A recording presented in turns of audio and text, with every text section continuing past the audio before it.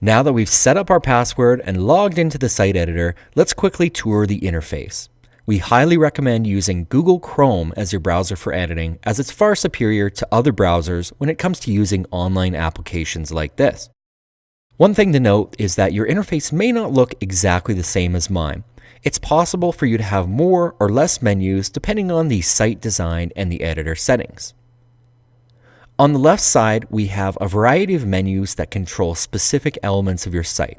These options control big site-wide changes such as the creation of new pages or blog settings.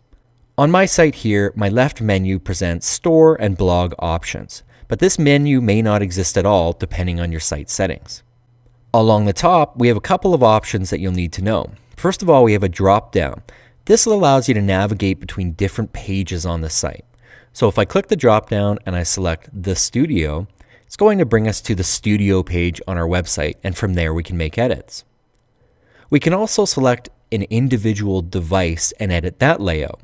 So I can go to the studio page on my mobile device, and then from there I can make edits to the mobile layout.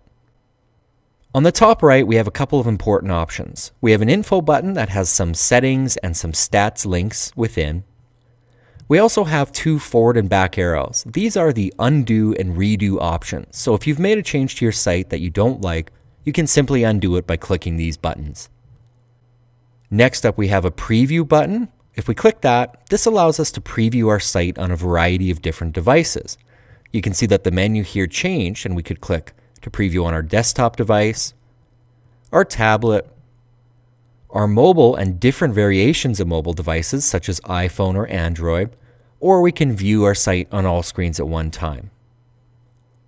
To exit the preview mode, we just need to click back to editor. Another button on the top bar is the republish button.